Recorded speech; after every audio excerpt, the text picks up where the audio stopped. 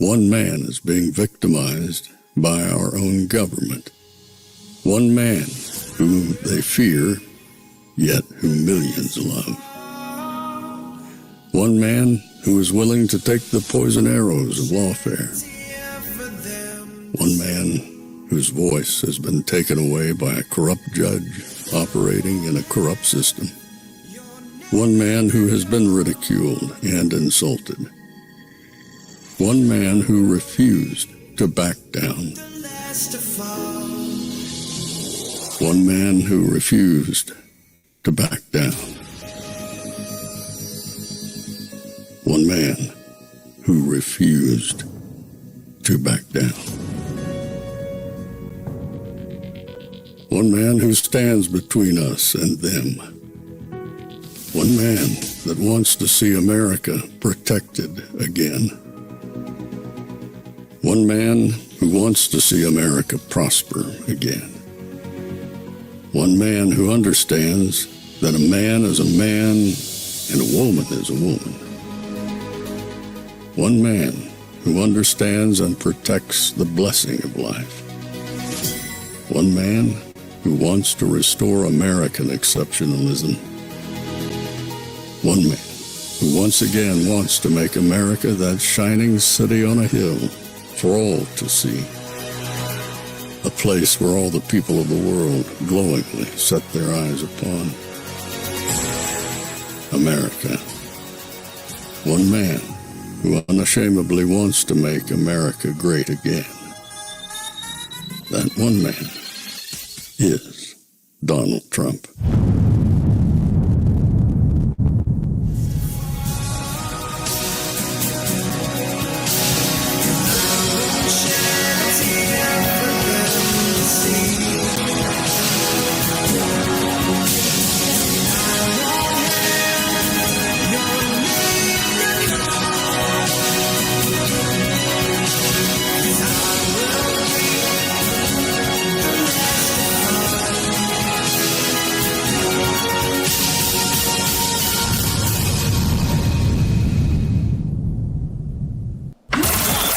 This is Fanfare with Barry Cunningham.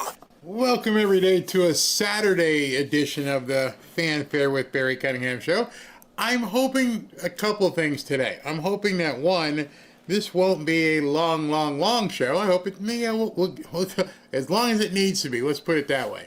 Number two, by the time this show is over, I am hoping to give you as much information as possible so that you can be armed to combat all the BS that's being talked on Facebook and X and everywhere else about the big, beautiful bill. And before I begin, let me just give you this disclaimer. No, I'm not an accountant. I'm not a tax lawyer, but I can read. And so I'm going to show you some stuff that hopefully you can read as well. And that way, as you read it, you'll be able to tell others what exactly is going on. Because there's a lot going on, there's so much, dare I say, BS that's being talked about, and people are not even trying to cover for it. I mean, they're just blatantly lying, blatantly trying to encourage fraud and defend fraud. I'm going to show you a lot of this today.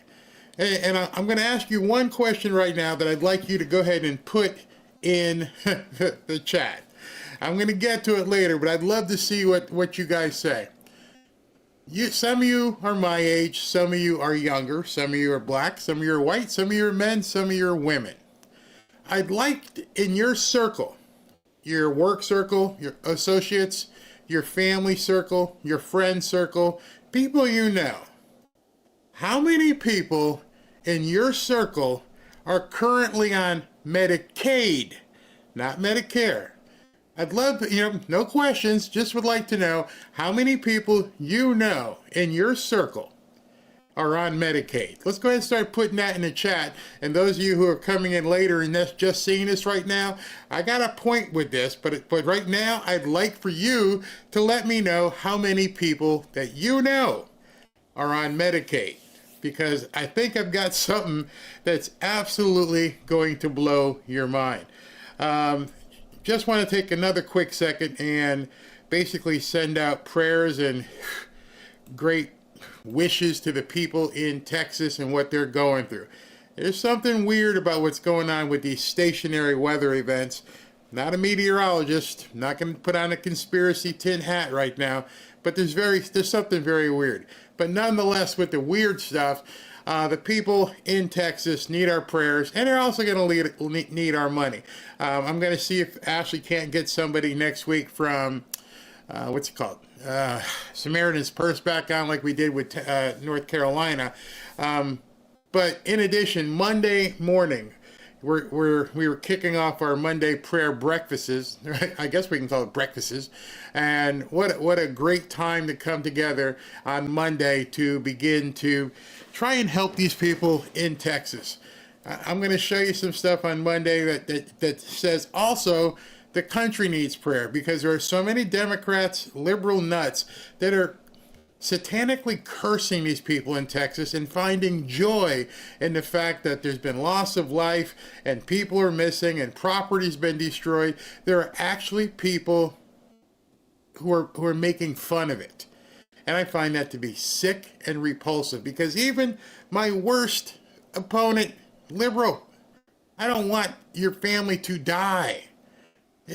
And these people are sick, and so they're going to need our prayer. So Monday, we're going to spend a whole lot of time talking about it and praying about the people in Texas, because it's just an awful thing. And if you're in church tomorrow, go ahead and say a prayer for them tomorrow. Real quick, before we begin, get too much further, we're going to be talking about some money, some finance stuff today. And one of those things is this show is sponsored by Home Title Lock. So if you're a homeowner, you need to listen to this. In today's AI and cyber world, scammers are stealing home titles, and your equity is the target. Here's how it works. Criminals forge your signature on one document called a quitclaim document. They use a fake notary stamp, pay a small fee, sometimes under $20. They record it at the county recorder, and just like that, your home title has been transferred out of your name. They now own your house. Don't get confused like, hey, the bank still got a mortgage. A mortgage and a title are completely different. A lot of people don't realize that. Two completely different documents. And if you have equity, then they can take out loans using your equity, or even worse, sell your property. And you won't even know it until it's happened, until you get a collection notice or somebody knocking on the door, or a foreclosure notice. So when's the last time you checked on your home title? If your answer is never, you need to do so and continue to do so, because something about it right now is what you need to do. That's why I've partnered with Home Title Lock, so you can find out today if you're already a victim. Use my promo code Barry at HometitleLock.com and you'll get a free, sound like a Democrat, free title history report and a free trial of their $1 million triple lock protection. That's 24/7 monitoring of your title and urgent alerts to any changes. And if fraud does happen, they'll spend up to $1 million of their money to fix it. You don't want to get into a lawsuit where you're trying to quiet title, which is what it's called, and get your title back in your name. It's going to cost you a crap load of money, a lot. So protect yourself like I did. Don't be a victim. Protect your equity today. Go to HometitleLock.com and use promo code Barry. That's HometitleLock.com, promo code Barry. And just a side note on that, because there's a lot of stuff floating around on YouTube and all kinds of other places. Yes, you can do it yourself. If you're savvy enough where to look and how to find out, you can check your title once a month on your own. You don't need the Home Title Lock. But then again, I don't cut my own hair. I don't even clean my own pool. And I don't mow my lawn. The convenience of having somebody else do that is why I do it. All right, so that being said, let's get into the show. We got some stuff to dig into today. But before we do, I want to bring something to your attention. And as you're watching this, understand this is probably 10 or 12 years ago, and it's amplified even more today. The truth of the matter is that if you want to find negatives and bad things, if you want to find cultural rot and deterioration, you can. But on the other hand, if you want to find positives, if you want to find things that are uplifting and motivational, inspirational, you can do that too. I think on balance, life in America has never been better than it is now. And it may even be true around the world. You wouldn't believe the rate at which poverty has been wiped out around the world. Wiped out's not true, but it's been reduced dramatically. And it's because of the influence of the United States. It's because of the influence of capitalism. Now, we have our problems, and we think that there's all kind of cultural rot. I do too, cultural deterioration going on. But at the same time, I also believe that freedom and opportunity, economic opportunity, are still as plentiful as they've ever been. And if you look, more people are becoming more successful at young ages than my generation and certainly my dad's generation ever thought possible. I'll tell you, so when I was growing up, I bought my first house in Sacramento, and I was in my 30s. And the guy I bought the house from said, you know, they don't let you make any money in America till you're 40. And what he meant by that was that you had to live a certain length of time to prove that you were capable of being paid a decent amount of money, that you had responsibility, that you were worth the investment and so forth. And it was just the way generational things were back then. Today, that's out the window. Make it at 40. People today want to make it at 25. They have that expectation, and many of them do. Now, on the other hand, a lot of them still live at home with mom and dad in the basement. The point is, our country still offers what it always has. You want it, you can be it. You want it, you can have it. You want it, you have to work for it, and if you work for it, you can get it. I don't believe that opportunity has been foreclosed and shut down. It's just different.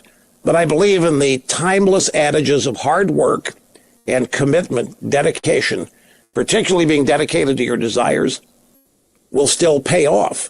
On the other hand, let's look at the negative side of this. The negative side of this is we look around the country and we see a school shooting here, followed up by another one there. Do you know that school shootings and violence is actually down statistically in America over the last 50 years? Now, why do you think that is? Well, it's because we know more now about our country and the people in it than we ever have known. Now, I really believe that some of the stuff we all think is perverted and a bunch of reprobates and criminals and all this stuff, they've always been there. The stuff that you see on social media with the vulgarity, the impoliteness, that's always been there. There's nothing new since Genesis. It's just that before this media explosion, we didn't see it all. We didn't see much of it at all. And the media, there wasn't a media reporting on it now. So we are challenged every day, I think, to keep things in perspective, that we're still progressing. The opportunity for that is there for anybody who wants it. It may be tougher for others than some. It may be harder than it has been in certain areas. But this is still the place in the world you want to be if you want to be the best you can be. And the fact that we're talking about building a wall to keep people out is evidence of that. So I'm not trying to deny reality, and I'm not trying to be a Pollyanna on positive aspects, but I look at my life and I see how I have realized every dream I had and many that I didn't. And I've realized that some of the things I thought success would be are not necessarily true. You just don't know about things until you actually delve into them and either accomplish them or experience them. But the bottom line, you still have the opportunity to do that. And I would tell anybody who is seeking advice on their future, whatever you do, find people who have succeeded at what you want to do and talk to them. Don't go talk to people who failed at it, because they don't want anybody else to succeed. They have dragged you down. It's much easier to be dragged down than it is to be raised up. But I always try to be optimistic and think positively about things, because we live in a place where all of those dreams can and do every day come true. So as I listened to that last night or this morning when I heard that, I have another question. I asked you a question about Medicaid, and that next question I have for you is, when does opportunity expire? It's a very simple question. How many chances at opportunity do you get? Another very simple question. See, both those are tied into potential prosperity, but for some reason, the people on the left don't even want you to understand that you have opportunity. It's been browbeat into kids every single day. You know, think of everybody else, not what you or your family can achieve. They miss opportunity. I can go back right now, just in a very quick synopsis, and go back and find out when I experienced opportunity that was available to me and what I did with it. I can go all the way back to 7 years old and say I was afforded the opportunity to be on a Little League baseball team. And based upon my performance, I could either start or you sit the bench. So you have the opportunity to get better. And then eventually I made the All-Star team. Same thing in football. I didn't have the opportunity to play midget football because I was way above being a midget. Like, oh, hell no, you can't come here. So that opportunity was closed to me. For whatever reason, you're too big, you can't play with these little kids. That hurt me. I was devastated. It's not my fault I was huge, nor was it those kids' fault that they were too small. But I was told prejudiciously, because your size, you cannot play here. The opportunity was closed on me. But then again, a couple of years later, that opportunity opened again. And I jumped right through it. My parents pushed me, even my sisters pushed me. Hey, listen, you're going to be good. You're built for this. Jumped in it. So if those two things, and I could go through a litany of them, all the way, if you think of yourself, how many times opportunity was there for you and how many times you took the opportunity versus how many times the opportunity wasn't available to you and then you never sought it again. I can tell you every single guy watching this video right now saw opportunity with little Susie Who and said, I'd like to dance with you. I'd like to take you out to dinner. An opportunity for most people shut a lot of times. I don't think so. No, you ain't it. But you kept going. You kept saying, I want this opportunity. And as you got older, you had an opportunity to take it further and say, I'd like to marry you. And, you know, if you're lucky like me, you didn't have anybody say no. And so at that point, you seize that opportunity. Then you're blessed and maybe you have a child. See, I call that opportunity as well because God has given us the ability to have children, to perpetuate, have other human beings come from you. That is an amazing opportunity. And then he says, now you got to go earn money for these people. And that's when a lot of times opportunity goes, nope, you can't have this. Nope, you can't have that. Sorry, you can't have that. And a lot of people at that point just say, well, I guess I'm stuck here.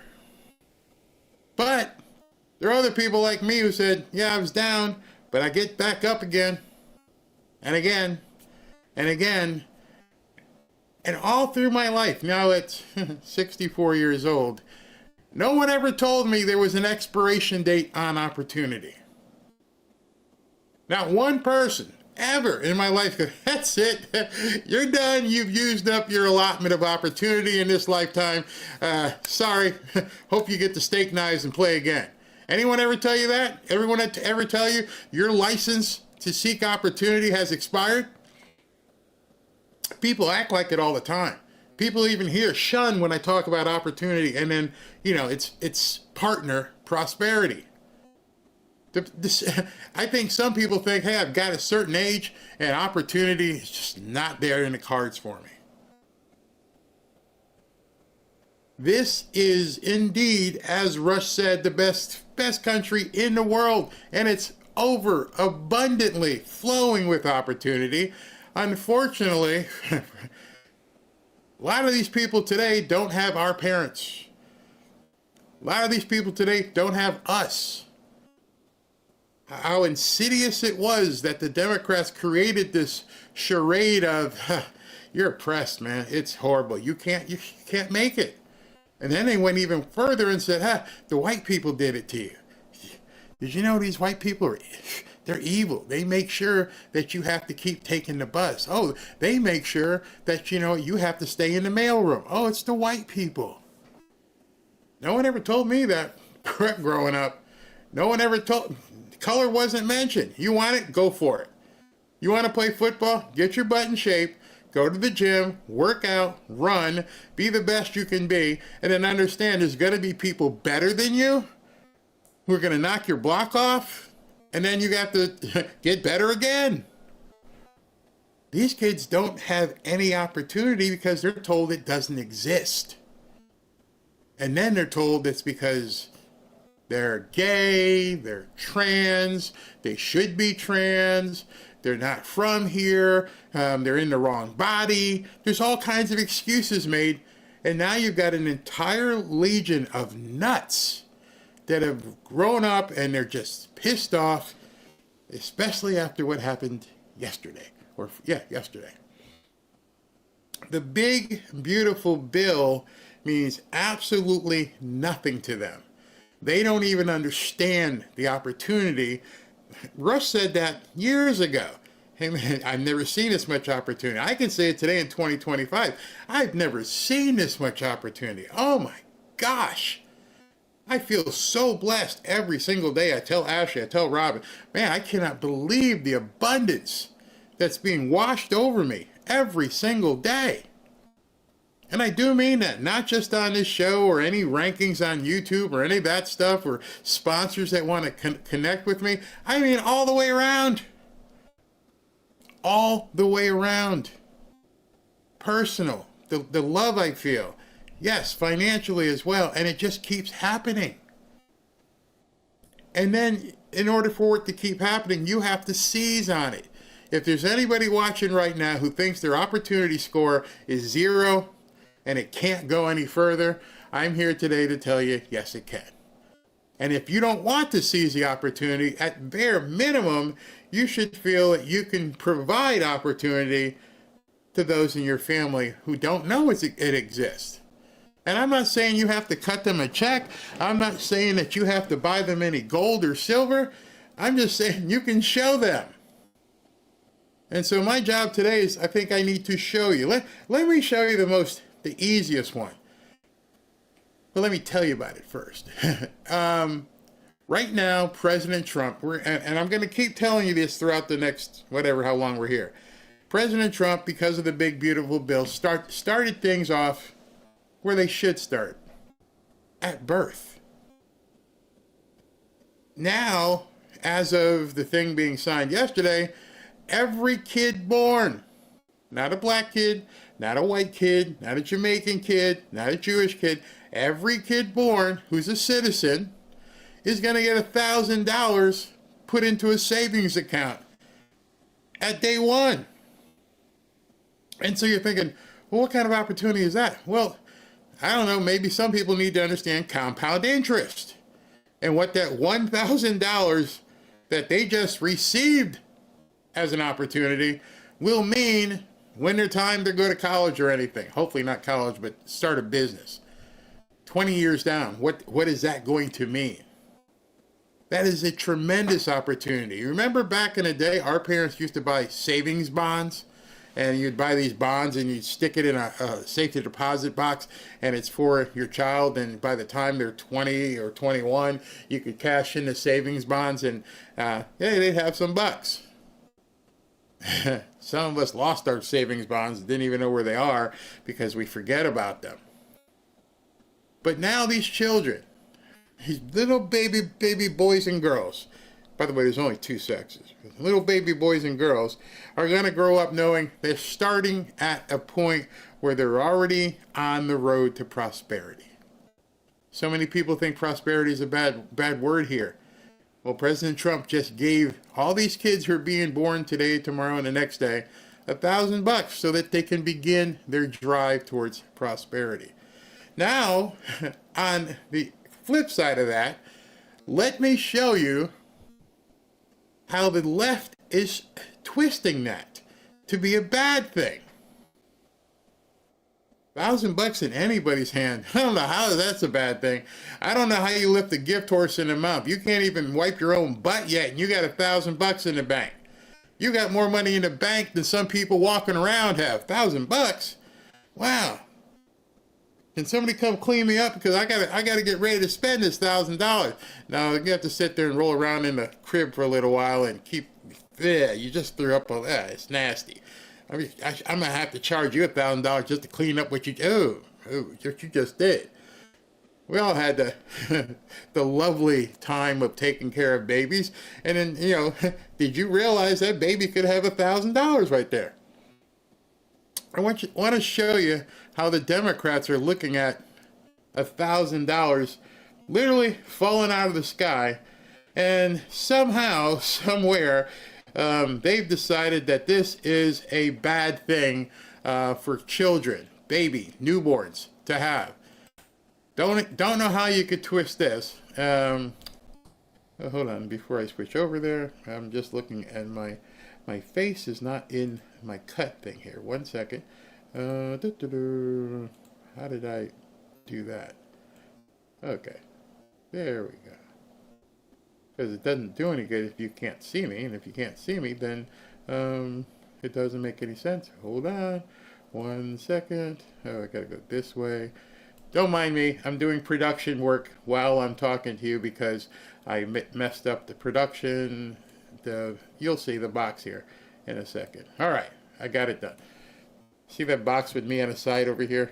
Yeah, if I had it all looking like a Picasso, you could see like my shirt, but not me. But anyway, this is MSNBC. Which way? I gotta go over here. MSNBC. Trump accounts are the GOP's latest misguided attempt at being pro-family. Misguided. Here's $1,000. Misguided. With a single flat $1,000 deposit, working class families with no other savings to invest will not be able to build a substantial endowment. You can see the slant of this article before you even go anyplace. Working class families with no other savings to invest will not be able to build a substantial endowment. Let me just stop there for a second. So are you telling me, in the course of little Joey here, who's basically still in the hospital pooping himself, who now has $1,000 in the bank, you're not going to have any ability over the next 18 flipping years to help invest more money into Johnny's future? Seriously, that's what you're telling the world. Hey, we don't even have enough money to put it back in. You don't have to. That's the other part. Even if your family doesn't put any more money in it, Johnny's going to have $1,000 compounded. They're looking a gift horse in the mouth. Down here it says, earlier this year, reports suggest the Trump administration was considering a $5,000 baby bonus that allows families to contribute up to $5,000 of their own money per year. But is it a good policy? Is it a good policy to put money away for your children? You actually had to ask that? Seriously? Did you really just have to ask that? I guess you did. All right, let's continue here as I move this over so you guys can see it. All right. While many raise concerns about the pro-natalist framing of the earlier baby bonus, a lump sum cash transfer at birth can deliver much needed aid during a child's crucial first year. A tax advantage savings account whose funds can be accessed after the child turns 18, on the other hand, is a very different beast. Each account open includes a publicly funded $1,000 initial deposit. You should have ended your article there before you embarrassed yourself. And the money invested can be used to help pay for educational expenses, be put toward a down payment on a house, or help start a new business. And this Trump accounts bear similars to baby bonds, such as blah, blah, blah, blah, blah. And so they have a problem with it. Here it goes. Economists like Roosevelt Institute have taken interest in baby bonds because of the bond's potential to close the racial wealth gap created by structural racism. The gap plays an important role in diminishing the life changes and economic mobility of Black, Hispanic, and indigenous people in the U.S. because wealth accumulation is necessary, blah, blah, blah, blah, blah. But, it will never be enough to close the gap. It will never be enough to close the gap. They're complaining about kids getting money. It is your fault. It's society's fault that they're going to get $1,000, but it's just not enough for the black kids. It's the Hispanic kids ain't going to get enough. It's not going to compound the same for them. The hell it ain't. As I'm reading this stuff and researching it, I'm like, these people just don't get it. It goes further. Bonds are meant to complement generous income support policies like child allowances, 529 college savings, but are structured to ensure that working class people who are disproportionately black, Hispanic, indigenous derive the most benefit. So they want you to put it over here so that it affects the black, Hispanic, and indigenous people, i.e. Native Americans. Is another language thing they've changed on you. They don't want that. Go down further here. With a single flat $1,000 deposit, working class families with no additional savings will not be able to build a substantial endowment. After 18 years, the single deposit would likely only grow to $3,000 or $4,000, and they certainly won't close the racial wealth gap or reduce wealth inequality if richer families can use them to invest $5,000 more. They've taken an opportunity and decided that opportunity isn't for you black people and Hispanic people. It's only for the rich whiteys, because they'll be able to contribute more, while your parents, if you got two parents, won't be able to do anything for 18 years. Sorry. Sorry, not sorry. If you got $1,000 and it went into a savings account, it's still, if it got no interest, is $1,000 more than little Poopy Joey has right now. I shouldn't say Joey because it reminds me of Biden. Poopy Bobby has right now. Probably more than mom and dad have right now. Maybe that's why they're jealous. They can't touch it. How can the opportunity to begin building wealth as a 2-day-old kid be bad? It's not. So here's something. Right now, you can tell people you know that people are going to be getting $1,000, and you can put up to $5,000 more in it if you'd like to help, little Bobby or Susie get more money. But that's not the message that they want people on the left to hear. The people on the left are being told, you don't get opportunity. It's not for you. This is CNN. How the $1,000 per baby Trump accounts would work and who would benefit most. So they're already telling you in the title, it's not the same for everybody. The white people, they know how to invest. You black and Hispanic people, you don't understand. So in 18 years, black and Hispanic and indigenous people can't add money to a baby account. That's what you're saying. The second question would be, then why the hell are you having a baby? Anybody asking them that?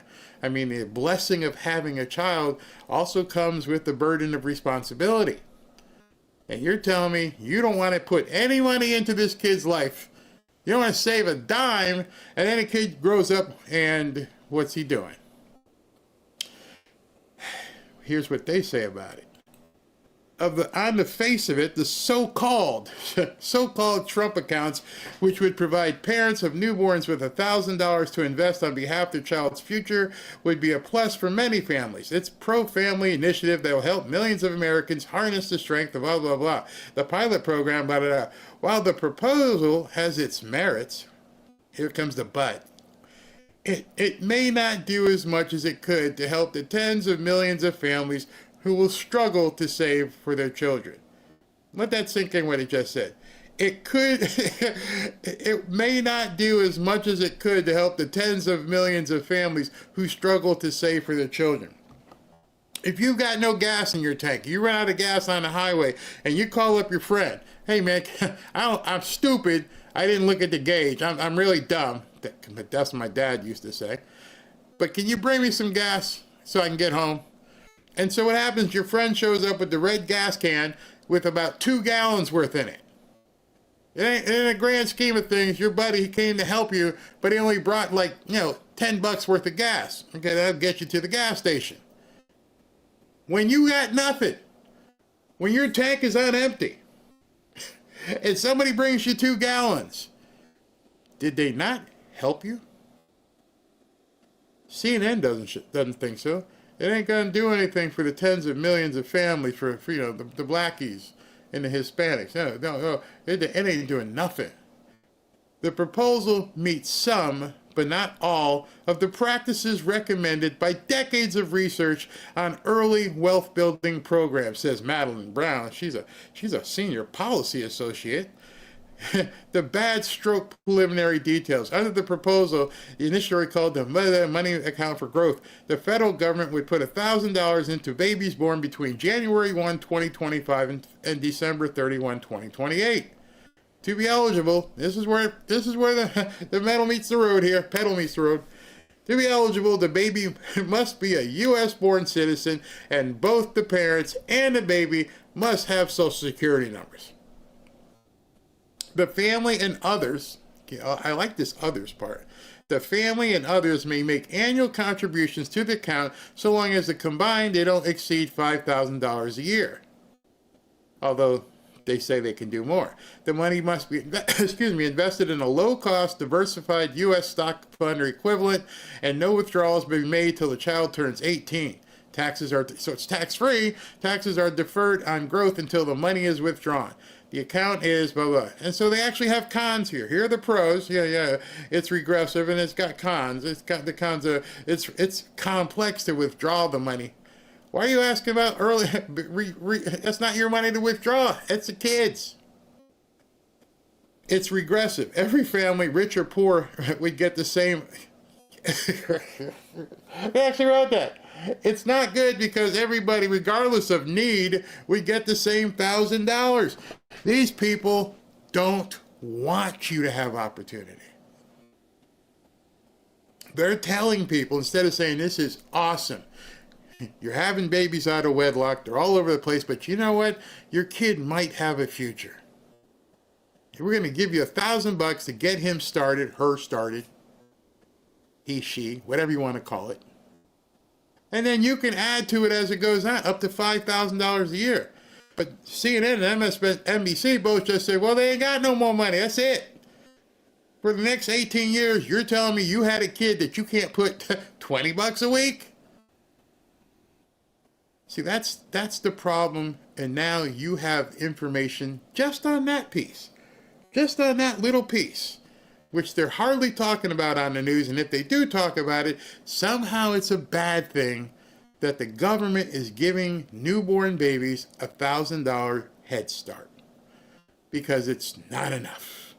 It doesn't do enough for the blacks, Hispanics, the indigenous, and whatever else things you want to say. It's tilted. It's stunted. It's a bad thing. If that's the only thing you can do for your child, your grandchild, your niece, your nephew, if that's the only thing that they get, is $1,000 to compound for the next 18 years, it's $1,000 they didn't have before yesterday. But instead of saying thank you, instead of saying, you know what, President Trump, this is something great for our kids, they're pissing on it. That is the scum value of the left. Nothing is good. Everything is oppressive, and you should get more because you're unequal. You're letting people know that the opportunity to provide money for your babies that somebody else is providing, including you and me, isn't enough. We need more. We want more of your money. You're not paying your fair share. But now you know one thing that's real about the big, beautiful bill that you may not have realized beforehand. And so if you're talking to people online or in your family or friends at work, you can now say, did you know this? And then when they tell you, well, that's no big deal, $1,000, what am I going to do? Then you can laugh at them. Then you have to laugh at them. Because it's absolutely insane. I said I was going to make this short, but damn, I took 40 minutes on on number one. I didn't know it was going to be like that. Oh well, we're going to spend some time together. I'll be right back. If someone would have told me that there are science-backed ingredients that could help me feel 15 years younger in a matter of months, I wouldn't have believed it. Then I tried Qualia Senolytic. I'm going to tell you a secret about me, but you probably know it already. I sit in this chair for sometimes up to 8 hours at a time, and I'm wondering how I can do it at my age. Well, have you heard about Senolytics? These groundbreaking ingredients discovered less than 10 years ago are revolutionizing healthy aging. They're truly enhancing our physical prime. Let's be honest, aging isn't kind to our energy and productivity levels. That's why I use, personally, Qualia Senolytic. Imagine feeling 15 years younger in just a few months. Here's the scoop. As we accumulate what's called senescent cells or zombie cells, these zombie cells cause aches, sluggish recovery, and that middle-age energy dip in the afternoon. Qualia Senolytic works like pruning dead leaves, removing these old zombie cells to let healthy ones thrive. And the best part, you only need to take it 2 days a month. If you've seen my previous ad for Qualia Senolytic, that was about a month ago. So if you've been taking it, you should be starting to feel better. Qualia Senolytic is a non-GMO, vegan, and gluten-free with ingredients that complement each other perfectly. Plus, there's a 100-day money-back guarantee. I've noticed higher energy levels, and you probably can tell as well with all the shows that I've been doing. And I feel more productive and enthusiastic in life. Beyond this chair, I do have a life outside my studio, and I couldn't be able to do it, wouldn't be able to do it if I didn't have supplements that make me feel younger and more energized. Experience the science of feeling younger yourself. Go to qualialife.com/Barry for up to 50% off your purchase and use code Barry for an additional 15% off. That's qualialife.com/Barry for an extra 15% off your purchase. Your older self will thank you. And thanks to Qualia for sponsoring this episode. All right, so I forgot to mention something, but I have to. I just told you about these savings accounts. Here's what just like bat poop crazy. Not one Democrat voted for it. Every person who lives in a Democrat district, Senate or House, none of them voted to give these babies a little bit of a boost. Not one. Not one. That's how frickin' sad these people are. That they would look at $1,000 and think, yeah, it's wasted. It means nothing. And I think the biggest thing is because they can't touch it. Yeah. All right, let's continue.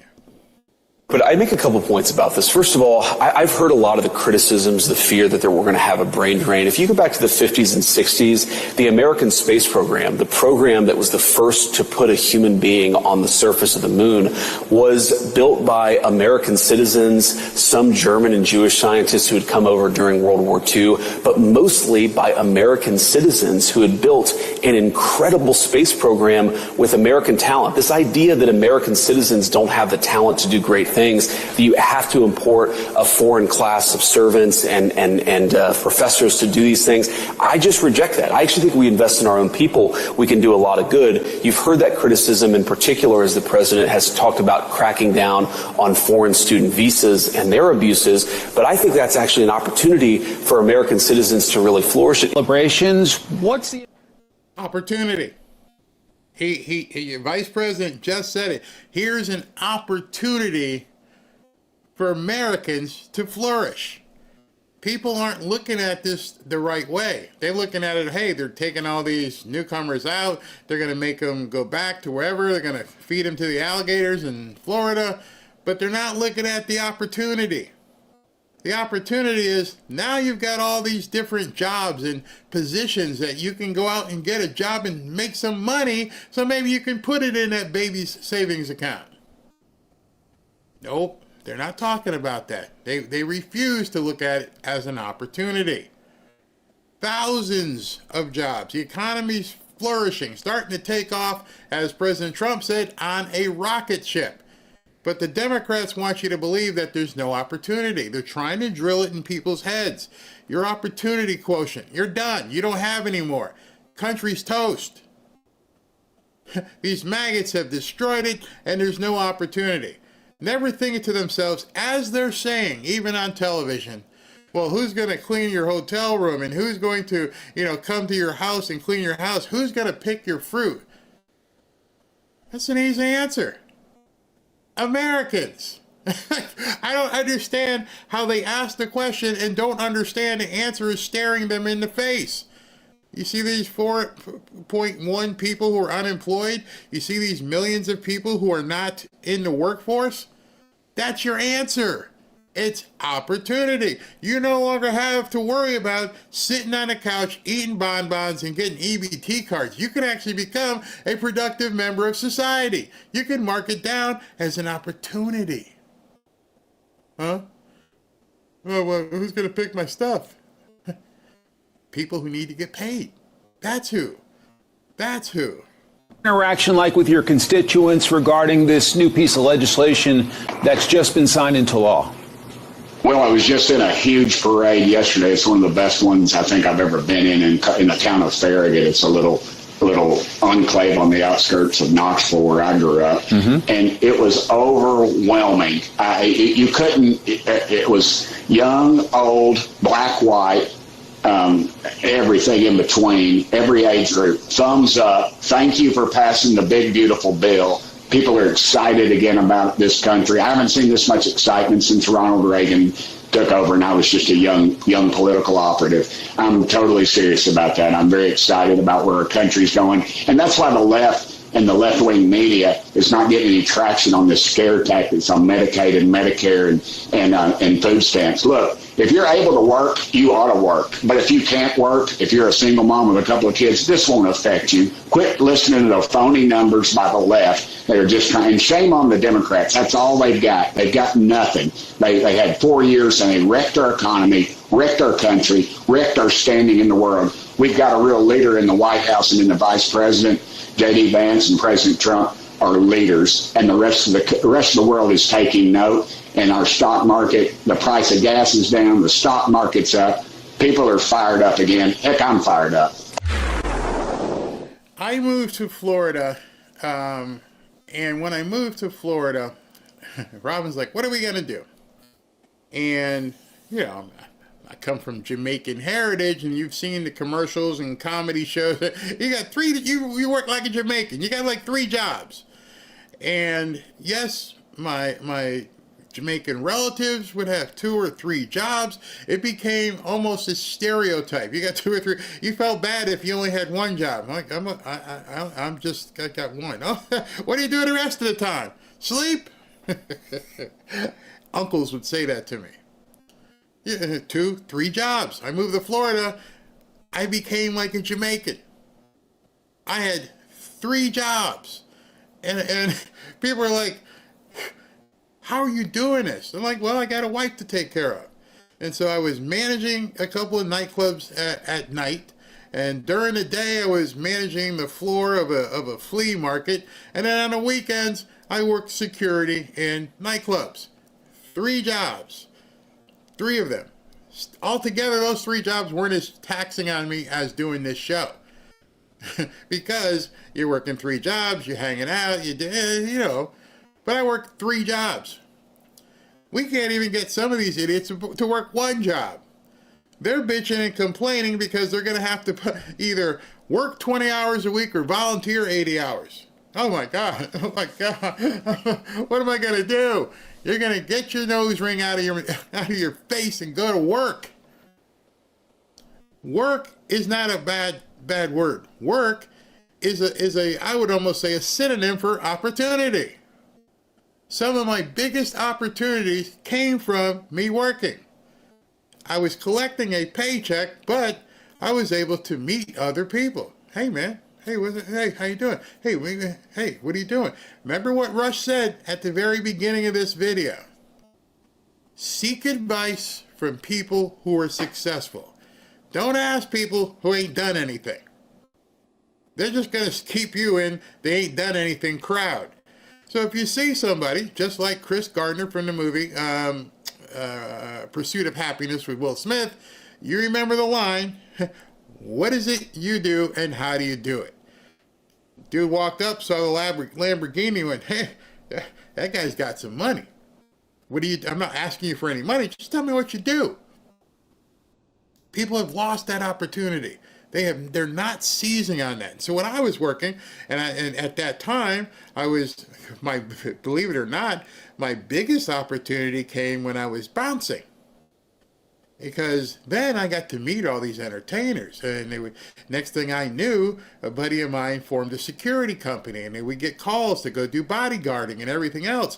And then I got to meet the band managers and meet the entertainers. And next thing I know, I'm promoting concerts and festivals because I had built up names. You seize the opportunity that's before you. You don't sit there and just keep checking your watch and seeing what time I'm done. There's got to be somebody, and no matter what job you are, that you can look at and go, I need to talk to that guy. This guy owns 6 pizzerias. As long as he's not one of these guys, I still need to find out, man, how'd you do this? How did you build a 6 pizzeria empire? You would be amazed. And this is something I've actually done speeches on before. I could actually probably reach into my mind and give the speech I've given on opportunity many times. Is that one of the best things that you could do to meet somebody is ask them questions about themselves. You don't go up to somebody and go, you know what, I could use an investor. I really could get some money. If I got some money, you're dead in the water. You're dead in the water because that investor knows you ain't got it. So you go up to this person who's in a different position you are and say, I'd like to know more about how you did this and this. And I'm telling you, rich people like to talk about themselves. You ask the right questions to someone with money or success, they're going to tell you, hey, how did you build a 6 pizzeria chain? And more than likely you're going to hear, well, I was a delivery boy. And as I was the delivery boy, I would take as many shifts as I possibly can. And I got to know the manager, and the manager and I would help close up, and he would show me how to do cash handling. He'd show me how to take the receipts. And then sooner, I was a manager. And then once I became a manager, the guy who owned the place would say, hey, would you want? And boom, boom. Money has friends. And the only way you have access to those friends is if you seize your opportunities. When you find out that something can come from just the fact of knowing somebody. Because then you're like right now, today, obviously I could call JJ, I could call some other people, but let's say an apartment building opened up for sale in Riviera Beach, which is north of here. And I said, man, how much you want?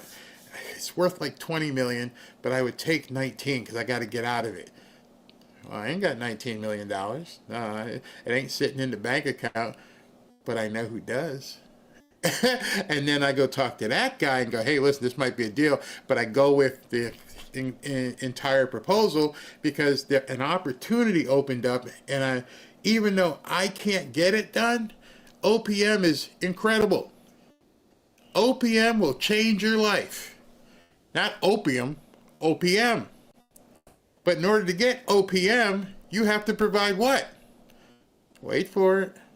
Opportunity to somebody else.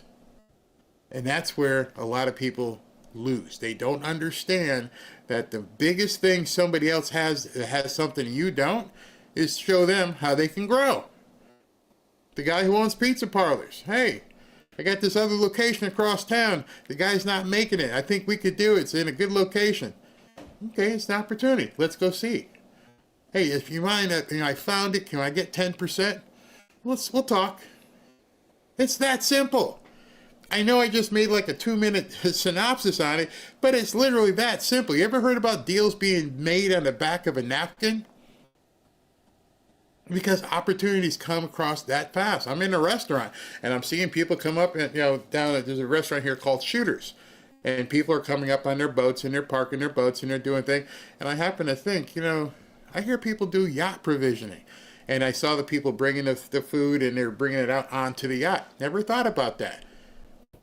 Like, you know what? What if we bought that yacht provisioning company? It's already there. It's already existing. Maybe the person there is looking to retire. How do you know if they're looking to retire? You ask them. Hey, man, you got great business. Are you looking to retire or sell? I thought about doing that. I thought about doing that. And if the right offer came along, I'd probably sell. Opportunity. See, opportunity is one of those things that just doesn't sit there like a hooker on Fifth Avenue and say, come on, do me. No, an opportunity is usually hidden. It's probably cloaked because not everybody can see it. You got to do your homework and look around and pull things back and go, there's some serious opportunity. And that's what President Trump is providing for you and me. You just have to keep looking, put your goggles on, and understand it's also what the Democrats are not telling the libnuts. They're doing just the opposite. Your life sucks. It's gonna suck. White people made it suck, and that's it. And every Republican politician is smiling and drooling, going, "This is fantastic." Watch this. Donald, there are lots of things to criticize in this bill, but to me, having grown up as a Canadian, and seeing the strides that we've tried to make in America with healthcare, this one worries me the most because it's not just about healthcare if you're on Medicare or Medicaid. It's about hospitals disappearing, healthcare workers disappearing, standard of life going down, life expectancy going down. This is much bigger than payment for health services. It definitely is. Coverage matters. This bill will roll back many of the gains of Obamacare to the tune of some 16 or 17 million people who will lose coverage. But also, people. And they start the newscast off with complete negativity. Because they're not speaking to people who are seeking opportunity. They're speaking to misery. They want these people to think there's nothing. It can't get any worse. We're all going to die. We're all going to die. Said it's cutting back on the social safety net more thoroughly. Medicare will be cut under this bill. Most people don't realize that, but Medicare will lose about $500 billion over the next 10 years.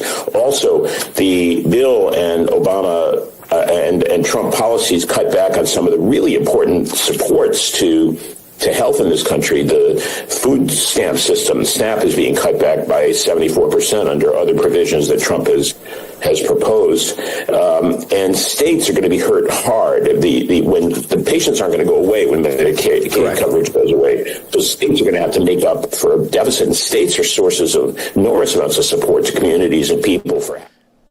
He forgot the adjective. I think it's an adjective. Blue states. You brought in all these newcomers, tens of millions of them. You promised them the world, and now all of a sudden, Trump pulled the rug out from underneath them. And now you're sitting there going, what the heck do we do? This is why the Democrats are freaking out. And this is why they need to have these people pissed off. Because without it, if people start prospering, which they should if they seek opportunity, the Democrats, I already think they're done, but they would definitely be done. Housing and food security. It's a devastating bill. The estimate is that when Medicaid is cut, you lose about one life for every 800 beneficiaries that drop off. That means we're going to... You're all gonna die. Oh, wow, that's a positive message. Oh yeah, President Trump just put something together, and you're all gonna die. 1 out of 8 people are gonna die. Have 25,000 deaths a year because of this bill, just because of the coverage cutbacks.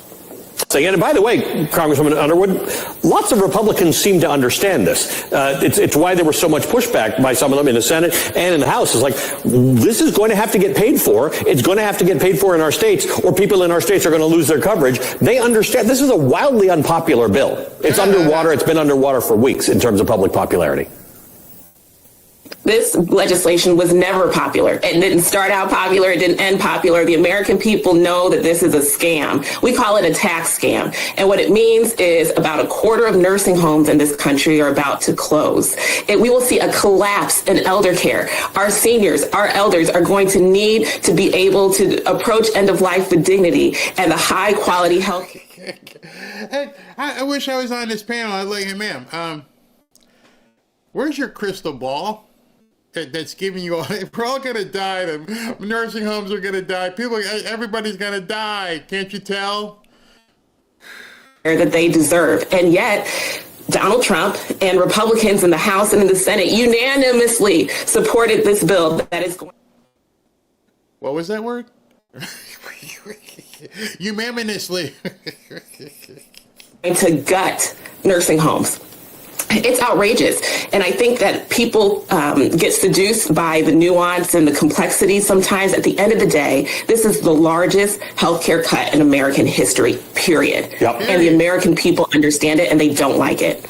Yeah, it's both the largest healthcare cut and the largest transfer of wealth from lower income people to higher income people. They're trying to. Nobody's explained that one to me. It's the largest redistribution thing from low-income people to wealthy people. How do poor people redistribute?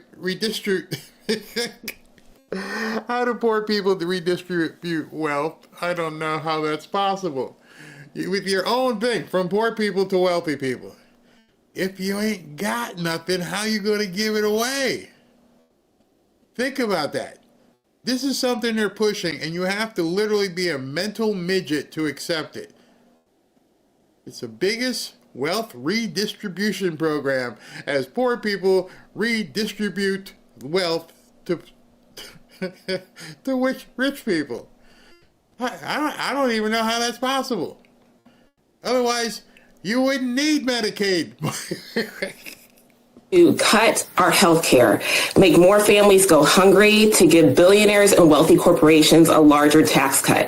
It's unconscionable the way that the values are expressed in this bill. It's so lopsided. It's anti-American, and Dr. Berwick is right. More Americans will die as a result of this bill being signed into law.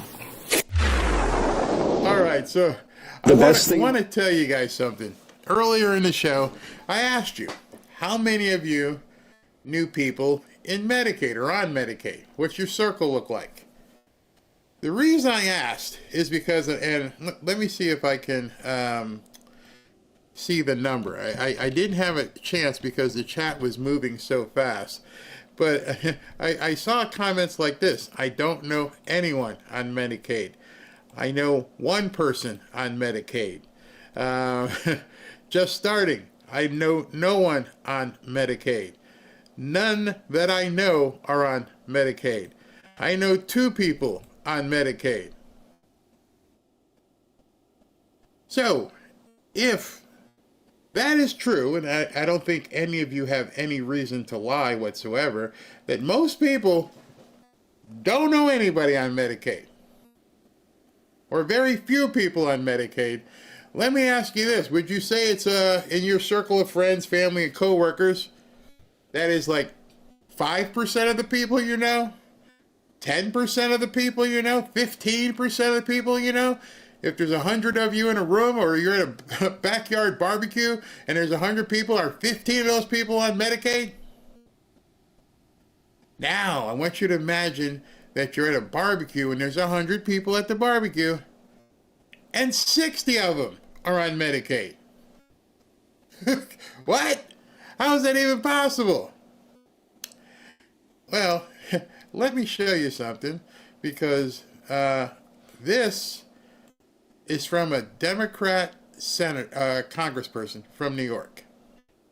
And this will completely remove the veil and tell you why these people are freaking out. This will tell you that the Democrats are doomed. Remember the title of this thing is, I'm going to show you proof? Well, this is going to show you proof. My district, I don't know if he was proud of this or he was just doing it to state a fact.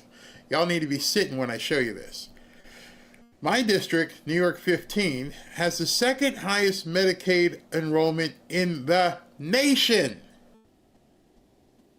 At 67% of the people in his district are on Medicaid. California's 22nd district is the biggest one. It has 68% of all of its residents on Medicaid. Here's the breakdown. The California 22nd, which this guy's a Republican, 68% of the people in his district are on Medicaid. 67, 61, 56, 55, 55, 53, AOC's neighborhood, 53, 52, 52. How is it possible? You guys know your own circle of people right now. You know where you live. Some of you guys have more money than others. How is it possible that nearly 70% of the residents in a district are on Medicaid? How is that mathematically possible?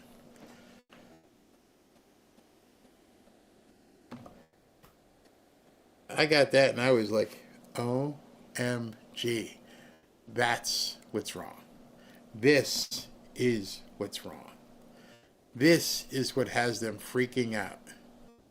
There has been Medicaid fraud on such an epic scale that they don't know what they're going to do.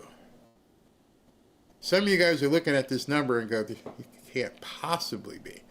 Half, the lowest one in this top group here is 52%. That literally means half the people you come across are on Medicaid. Half.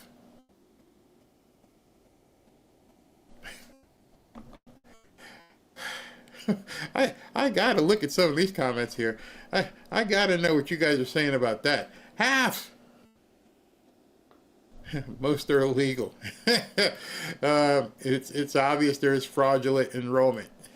Yes, you guys are all seeing it right now. There's no way. Mathematically, there's no way.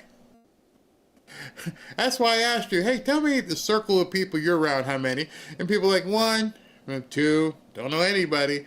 So you're telling me this town, in that little area, whatever that district is, 68% of the people in that district are on Medicaid. That's mathematically impossible. I'll tell you why it's mathematically impossible. Because that would mean that district is bankrupt.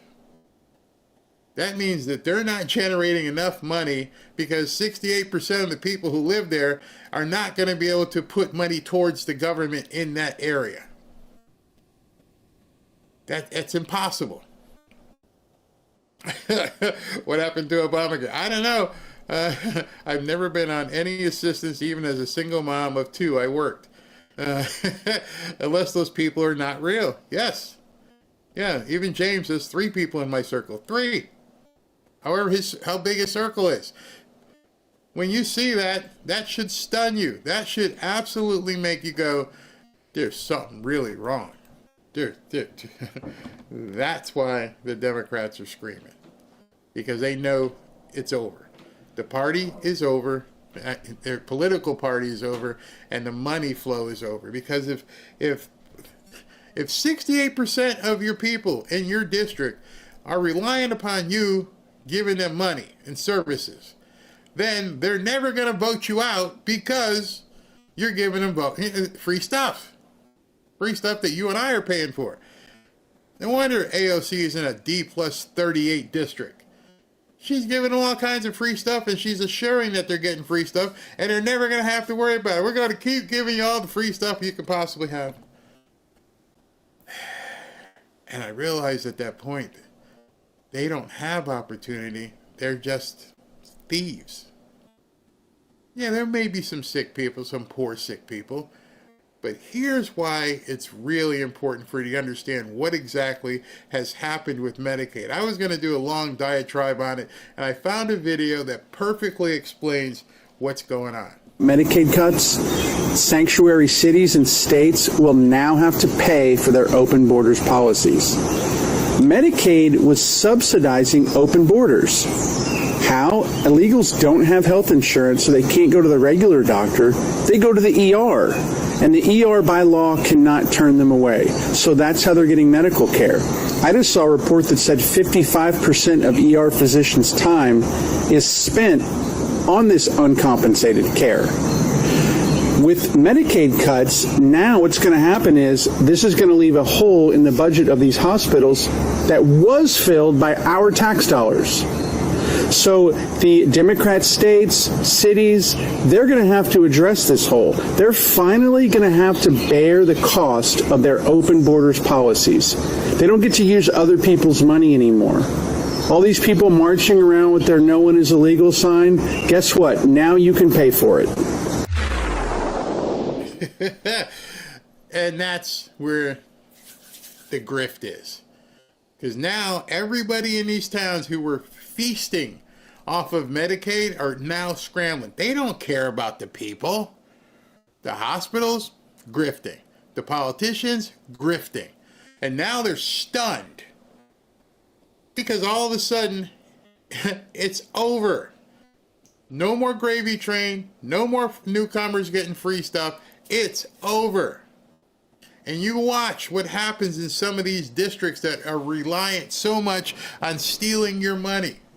This is why they're freaking out. This is why $1,000 to Jimmy's savings fund, that doesn't do anything.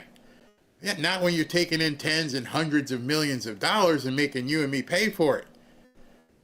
This is Armageddon for these people. Complete Armageddon. It's they can't come back from it. So then what's your reaction to the piece of legislation the president signed into law yesterday, the one big beautiful bill? I think it's completely on brand for the GOP. It's giving the wealthy a tax cut at the expense of the working class and the working poor in our nation. It's the idea of taking 16 million people's health insurance away between Medicaid and ACA subsidies. People. See, they should have a disclaimer on these things, because now you're understanding what the problem is. You can begin doing combat with people, or they're going to lose their shirt. They're going to, oh my God, there's 16 million people. Really? Not really. Pushing 2 million people off SNAP, which are essentially food stamps, when 40% of the people on SNAP are children. They're taking food out of the mouths of children to give a tax cut to the wealthy. And that's the truth. That's not spin. That's the reality. It's going to even hurt Trump supporters. And they don't care because their donors wanted a tax cut. And to me, Kimberly, the worst part is this is going to add $3 trillion to the deficit, right? So they could have added a little bit more to the deficit, given their tax cuts to the wealthy, as much as I'm opposed to it, without hurting working class Americans, without taking Medicaid. See, one of the things they talk about is going to cause more in the deficit is because here's what they're not counting on, and here's how they lie. Let's say you were getting $100 million a year in Medicaid, and now all of a sudden you're only getting $50 million a year in Medicaid. You didn't add anything to the deficit. What they're thinking is they're going to cut taxes, but we're still going to spend $100 million. And now there's less taxes to pay into this $100 million, so it's going to add to the deficit. They're not even thinking to themselves, no, it's not going to add to the deficit because you're not going to have it available to spend. Your credit card limit just got cut. So you're not going to add to your debt because you don't have it to spend. And that's what they're not accepting. How's it going to add to a debt? We're cutting it off. if we're saving hundreds of gazillions of dollars, how's it going to add to the debt? It's because, again, the business model that they're using is flawed. They're using it based upon what they're used to spending. And because they don't understand that, this is why they get on television and say this to just try and sound an alarm. Get away from people. Kimberly, I had people on my show this week crying, literally crying, because they have a sister or a brother who's disabled and relies on Medicaid and might not have the benefits anymore. They're not sure where they're going to go. They're afraid. There has never been anybody who's proposed that people who are disabled lose their Medicaid. Nope. He knows that. They're lying.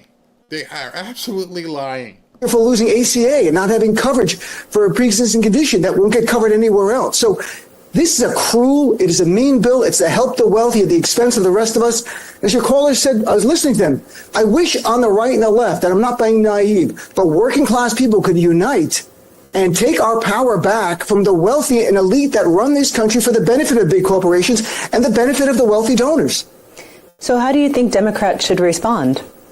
Tell the truth. Well, I think, look, they're limited in what they can do, and that's not an excuse. That's the reality. Hakeem Jeffries making a record-breaking speech on the floor of the House. Again, I'll share with my listeners. We're excited by it. They love it. Yes, it's performative, but we need that. We need our spirits to be lifted at times, like Cory Booker did in the Senate. We can't control legislation being the minority. We can't even subpoena witnesses being in the minority in the House and the Senate. But Democrats need an affirmative message going forward, and not just opposing Donald Trump. That's part of it. Don't get me wrong. Protecting our freedoms, very important.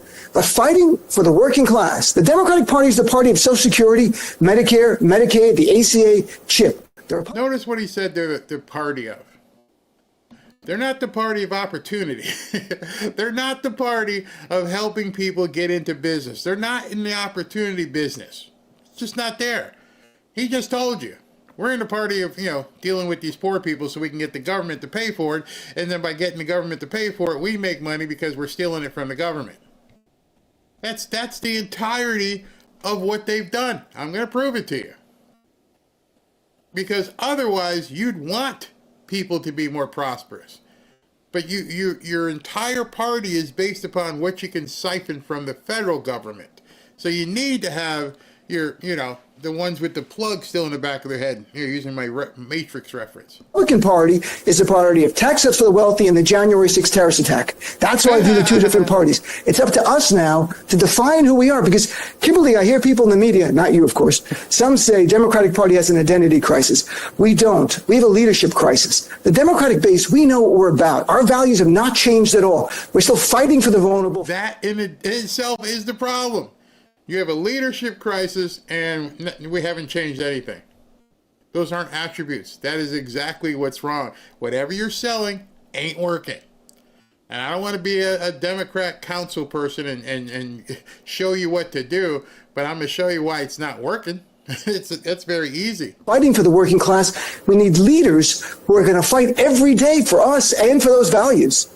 Now, Democratic Congressman Adam Smith of Washington State. He's also the ranking member of the House Armed Services Committee. Congressman, good to see you this morning. Happy 4th to you. What do you believe that message should be? Thank you very much. What do you believe that message should be going forward? I would say we got hints of it, right? We certainly had some of it in Minority Leader Hakeem Jeffries' Magic Minute, 8+ hour Magic Minute. But what is going to be the most effective messaging strategy for you moving forward, given that some of the initial broader wins, if you will, that Americans will feel from this bill are what will go into effect first, not the cuts that come? That's the first person I've heard on television actually say that. What are you going to do? Because they're going to feel the effects of these wins first. That's the first time I've heard anyone on CNN or MSNBC go, it's got to be good for people. How do you counteract that? She actually just said that. After the midterms. It's two things. One, this is a massive giveaway that just adds to the debt and puts our country in a more fiscally precarious situation. I mean, it adds $3.5 trillion to the debt.